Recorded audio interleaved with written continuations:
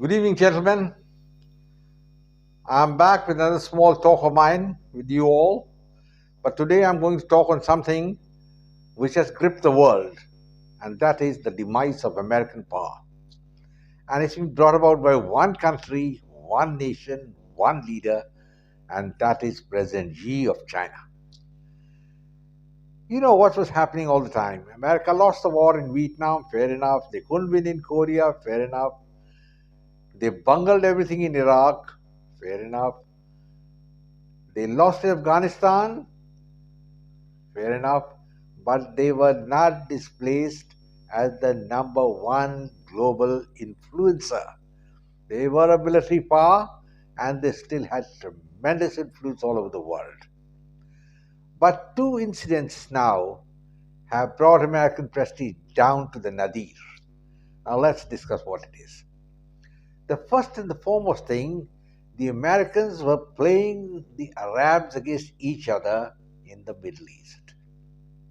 They were supporting Israel all the time and being friendly with the Kingdom of Saudi Arabia, the UAE, Jordan, and instigating them in a race, an enemy race with Iran. Iran is the Betty Noir of the Americans, especially after the Americans were ousted from there after the 1978 revolution when the Shah had to run away and Ayatollah Khomeini took over. That's the fact. So, since that time, America has been daggers drawn with Iran, and the Iranians paid them in their own coin.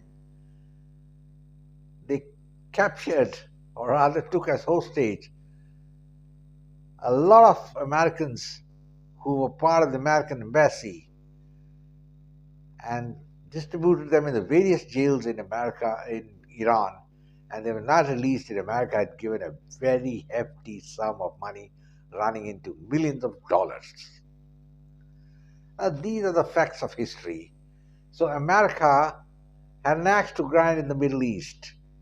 And the axe to grind in the Middle East was to create trouble or foment trouble between the Kingdom of Saudi Arabia and Iran. So they were feeding it. Iran, they said, is a Shia country. The Saudis are Sunnis. They were battle drawn. And they were fighting a proxy war in Yemen. They were fighting a war in Syria. All this was going on, and the Americans were pretty pleased because they had their pie and they were eating it also in the Middle East. But there's one man called President Xi, and he's out to make China the number one power in the world. And he played the ace in the Middle East. What is that ace he played? Unknown to the Americans, there were secret negotiations on in Baghdad between the Kingdom of Saudi Arabia and Iran. And this continued for months, maybe a year or longer. And then came the surprise.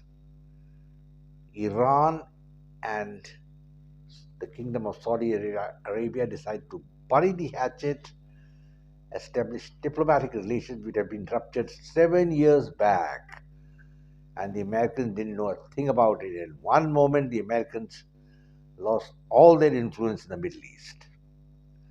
There have been further developments. Now we have this small country, but very rich country, the United Arab Emirates. They had signed a $23 billion arms deal with America. That's been cancelled. And Americans don't know what to do. Americans, as you know, are persona non grata in Iraq. They went into a war to oust Saddam Hussein, saying there are weapons of mass destruction there when there was nothing. It was a lie, a big lie. And the International Court of Justice, which is so prompt in labeling Vladimir Putin as a war criminal, kept silent when Bush did all that nonsense. He said there are WMD, weapons of mass destruction in Iraq, and Saddam Hussein is piling them up to destroy the West. So invasion was required, and they invaded and they found there not a single WMD. And then they went about and hanged Saddam Hussein. That, I would say, is the black mark on American diplomacy and American military. Saddam Hussein was in their custody and they handed him over to be hanged after a farcical trial. But things moved fast. Iran intervened in Iraq, which is a majority Shia nation, and now they have tremendous influence there. And the result is the Americans have lost influence in Iraq, and now no American can walk the streets of Baghdad alone. He gets hacked to death, kidnapped, murdered. As an American girl, she won't know what's happening next. So, what has the Americans killed? They've been losing all over. Saudi Arabia was the kingpin of the American defense in this region. They were propping up the king, feeding him all sorts of information against Iran, and instigating him to fight the battle with Iran in one form or the other. It was like what they are doing in Ukraine, asking Ukraine to fight with Russia. And this is what the Americans wanted, and they thought it would continue. The Middle East will remain in ferment and American influence will go. But now, President Xi, in one stroke, has given the Americans a bloody nose, and the Americans now do not know what to do. That is the actual fact. A complete loss of influence in the Middle East. And Anthony Blinken, the American Secretary of State, is nonplussed. He doesn't know what's happened. Neither does the American president. He also doesn't know what's happening, Joe Biden. So in one stroke, American influence has reached the nadir, the bottom in the Middle East. Donald Trump did something very good. He tried to make the Abraham Accord, the Abraham Pact between the Arabs and Israel a reality so they could bury the hatchet. In fact, the UAE went in, Sudan and some other countries recognized Israel, set up a peace deal, but now that has also gone into limbo. And Biden did the cardinal mistake when he made his statement that I'm going to undo all the acts and other things which have been brought about by Donald Trump. I'm going to get them destroyed. I'm going to get them reversed. And he's gone about it. He was not enthusiastic about the Abraham Accord, which he should have been. And now he's leaking his chops. He doesn't know what to do. Abraham Accord, of course, is gone. And so has the American influence. Even Egypt and now Turkey are showing eyes to the Americans. Turkey, has gone in for the NATO alliance, has gone in for weapons from Russia. There's 400 system. And Americans are pretty angry with Turkey, but they can't do much about it. Americans have not been able to do anything in Syria either, where the Russians are propping up the Assad regime. So, gentlemen, we are all in a stage in the Middle East which leads to one pointer that American influence is ebbing away, it's going away. And I don't think it's going to be long before the Americans may have to wind up their bases in the Middle East and say, bye-bye, we are going. And there's no choice. And it will not be a graceful retreat like that of the British Empire. It will be a retreat which will be something similar to Afghanistan. The second point which we must bear in mind is where China is again the main player. The Americans instigated the conflict against Russia and Ukraine. They were thinking that we'll keep Russia occupied and maybe at some stage we'll get Russia breaking into 2 or 3 more parts or countries, and Ukraine will be our frontline state against Russia, and our influence in Europe will remain for the next 100 years. It hasn't worked out that way. They thought Russia will buckle down under economic pressure, being taken out of the SWIFT system, the trade embargoes, all that, and it's come to zero. The Russians haven't given up. They've taken 30% of the Ukrainian territory, heavy casualties, and the Americans are just supplying weapons, and there's no results. They'll keep supplying. That's what Joe Biden said. We'll keep on helping Ukraine as long as it gets. Well, do it, friends. I'll say to the Americans, you're going to harm your own economy and you're going to have a very tough time in the time to come. You see, there is always a rising sun and then there's a setting sun.